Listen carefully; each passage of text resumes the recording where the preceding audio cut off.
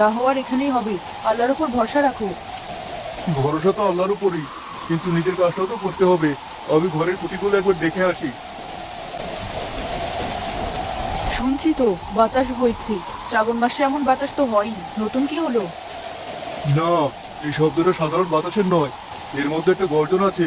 মনে হচ্ছে নদীটা যেন ফুলে হেঁপে উঠছে আর রাগে চিৎকার করছে। আমার বুকটা কেমন যেন কাঁপছে। তুমি সবসময় অকারণে চিন্তা করো। কত বন্যা বাদল দেখলাম জীবনে। শুয়ে পড়ো, রাকিব জেগে উঠবে। আমার মন বলছে এবারে দুর্যোগটা অন্যরকম। বাতাসটা পদ্মার পাড় থেকে নয়, মনে হচ্ছে যেন আকাশ ভেঙে নামছে। আমাদের সাবধান হওয়া দরকার। বাবা, কি হয়েছে? কিছু না বাবা, তুই ঘুমা, আমি আছি তো।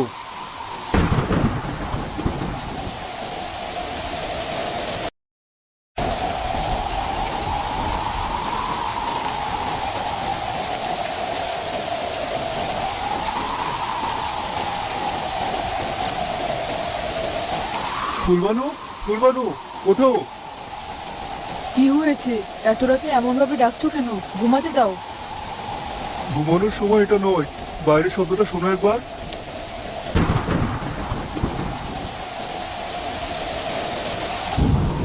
ওটা কিসের শব্দ ছিল? বলেছিলাম না, এ নিশ্চয়ই কোনো অশুভ লক্ষণ। নদীর পানি বাড়ছে, আমাদের জরুরি কিছু জিনিসপত্র গুছিয়ে রাখা উচিত। এত রাতে কোথায় যাবে? চারিদিকে পানি উঠলে চরের মানুষের যাওয়ার কোনো জায়গা থাকে না।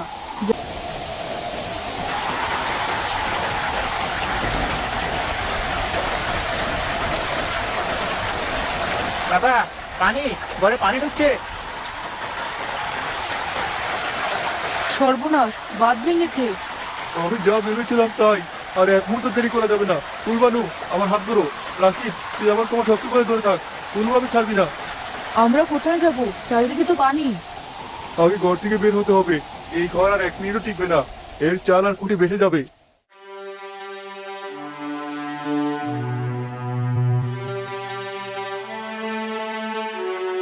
আমি টান দিচ্ছি, আমার সাথে এসো। শক্ত করে ধরো, ভয় পেলে সব শেষ।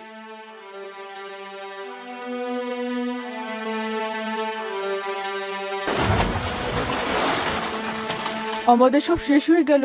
আমাদের ঘরটা। আগে জীবন বাঁচাও, ঘর আবার বানানো যাবে, কিন্তু জীবন গেলে আর ফিরে পাওয়া যাবে না। স্রোতের দিকে তাকাবে না, আমাকে ধরে রাখো।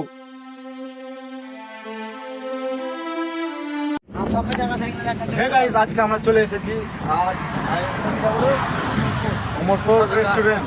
হ্যাঁ, সদরঘাট না, অমরপুর রেস্টুরেন্ট যাবো। ওইখানে একটা মানে রেস্টুরেন্ট আছে, ওই রেস্টুরেন্টে আমরা ফটো ফটো সব তুলবো। রেস্টুরেন্টের নাম জানি না কিন্তু আমরা কিছু খাবো না, বাইক সবাই সবাই তোমরা ভিডিওটা দেখতে থাকো, ভাই মিস করো না।